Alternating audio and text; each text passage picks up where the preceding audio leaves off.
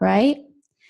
And so I guess this is my point about all these prophetic words that we've received the last few weeks, and for some of us the last several years, is it's not about the golden ticket.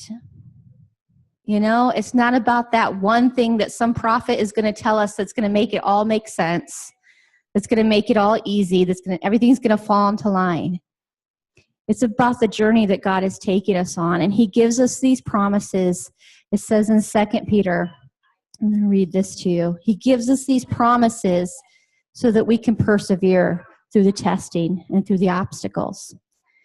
It says in 2 Peter chapter 1, his divine power has given us everything we need for a godly life through our knowledge of him who called us by his own glory and goodness. Through these things, he has given us his very great and precious promises, so that through them you may participate in the divine nature, having escaped the corruption in the world caused by evil desires.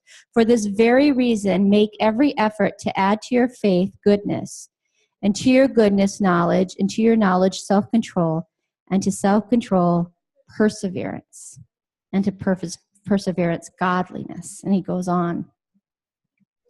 He's given us these promises so that we have something good to aim for. So we know that he's up to something good.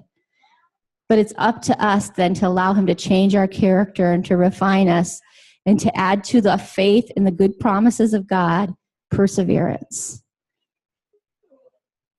godliness, the things that are going to allow us to carry those promises. And you know what?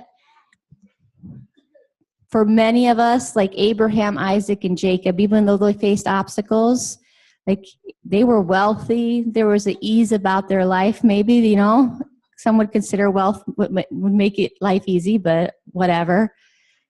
You know, and then there were other people like Jeremiah. And you know what? It's still true today. There are still people in our world that will be martyred, that will be persecuted, you know? And there may be some of us here that are called into places where hardship happens. Like just because God is good doesn't mean that our lives will be easy, but there is a promise that we can rise to the occasion and that it won't matter, the obstacles, the testing, the trials, because of who God has created us to be, because we know that he is working all things for his glory. And if that means that we get to be a part, you know, I'm going to tell the story. I think I've told it before, but, you know, when Dave and I were first in ministry, we felt led to live in a trailer park that was across the street from the church we were at. And it was the worst trailer park. It was like, okay, our bathtub, the drain just emptied. I could see the ground. It just emptied out to the ground beneath the trailer. There was broken glass everywhere. There were fleas in our carpet. We were supposed to have a new trailer. It was not a new trailer.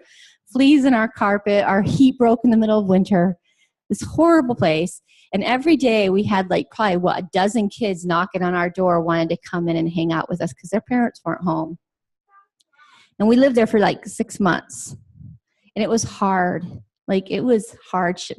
I know it's not hard. That's normal for some people in the world. But for us, it was a hardship. It was, I can't believe you're making us live here, God. What the heck? Well, about 6 months later, he allowed us to move out, and he gave us this house on a lake. It was awesome. And about maybe a year after that, I received word that a woman who had lived in that trailer park and whose kids we had ministered to and who I'd prayed with, I actually prayed and led her back to the Lord, had been killed in a car wreck. And when I heard that, I kind of hit the ground just in a sense of humility that God would allow us to suffer for the sake of one person. You know, he may call us sometimes to hardships. Just because he's good doesn't mean that our life is easy.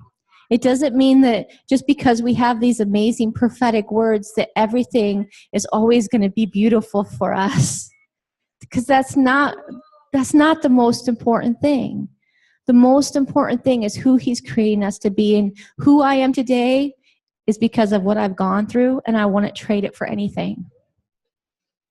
And if he calls us to do something that seems hard, I'm not going to flinch because I know his goodness and because I know what he's done in me. And so these prophetic words that we get,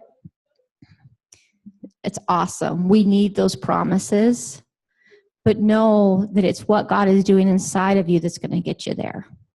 All right?